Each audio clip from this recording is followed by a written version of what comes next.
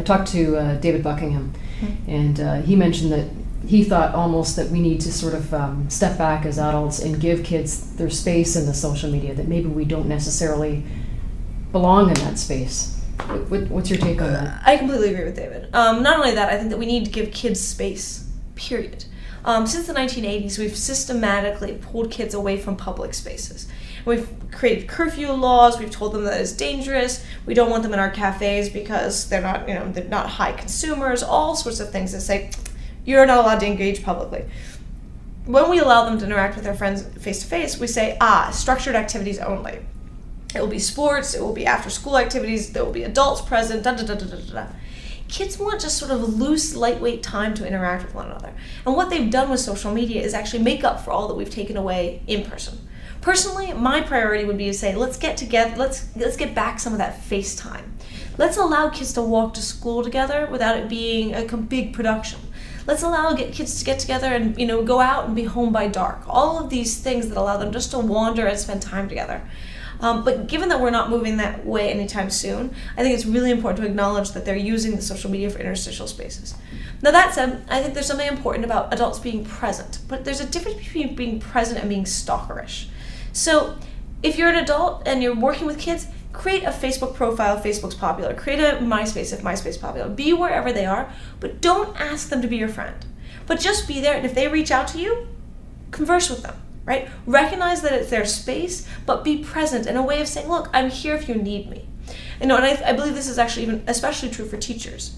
I actually think that teachers, let's take Facebook. If your kids are on Facebook, you should have a Facebook profile that's not the Facebook profile you use to talk to your own friends from high school. It's a Facebook profile that it includes you as a role as a teacher. You connect with other teachers, you connect with all your professional teachers, and you're welcome to connect to kids if kids are around. And you give your password to your principal. You make it so it's an open door policy. You say, look, I'm here as teacher. I'm willing to talk to you about anything that you need to, but this is like the school. I'm here with that role in mind. And I'm not willing to talk to you about just anything, and I'm not trying to talk to you about your personal life.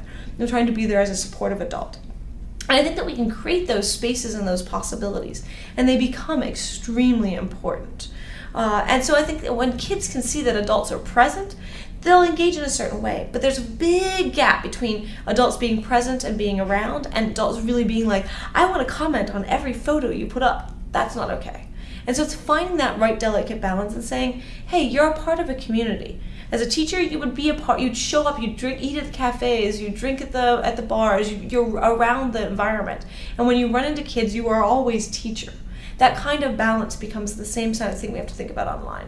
And that gives kids a little bit of stability too. I think if they realize that they can find you as the same sort of person and know what to expect. So the mentorship can continue as well, not just at school, but outside of school.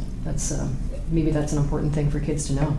Well, and I think, especially for kids who are at risk or need help or support, being there and being present is really important. And a part of it is choosing the boundaries, right? If you're a teacher, you say, no, I'm not going to answer your homework questions at 10 p.m. at night. I'm sorry. But if you need something, else, I'm there for you.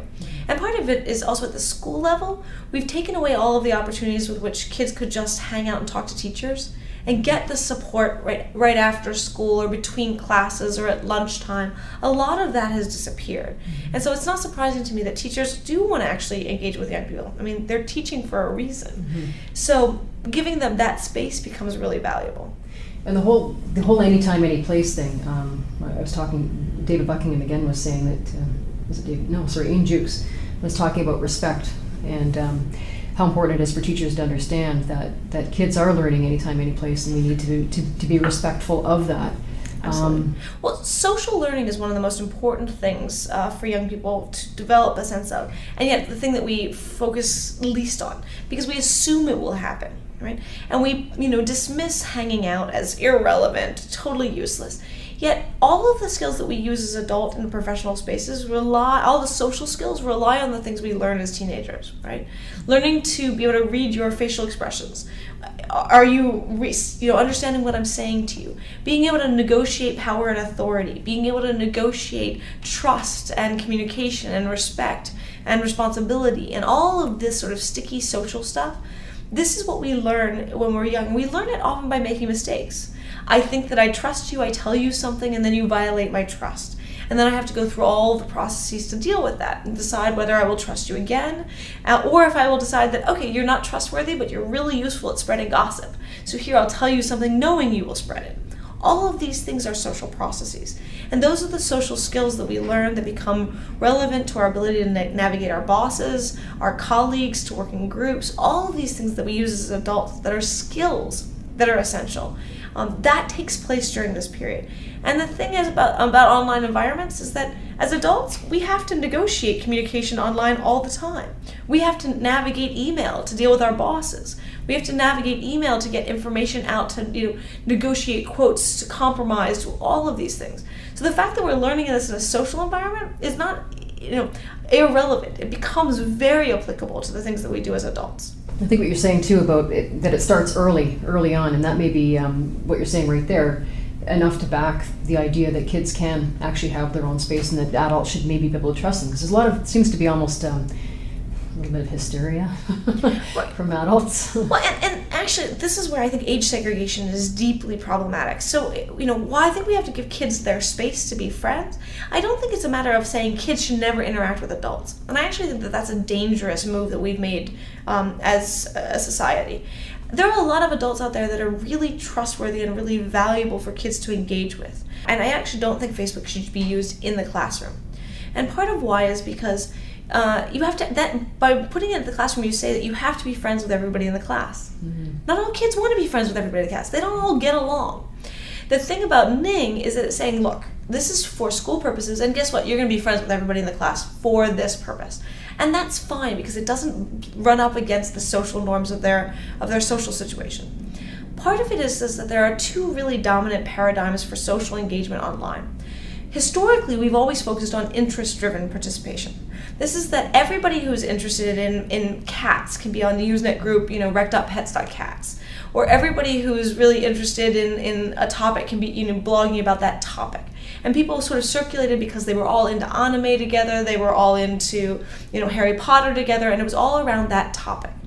What Web 2.0 did, and what the social network sites did, is to say, hey, actually what happens when we change that? We say it's all friendship driven. These are the people that you want to interact with, the social world around you. And everything starts with that social world. And sure, your social world might have interests. And sure, your interest-driven spaces may have had friends. But it's all about friends first. The classroom is fundamentally an interest-driven space, or a lack of interest-driven space, but that's a separate issue. It's really around the topic. And so you need to provide the social media and the structures that allow people to negotiate around the topic.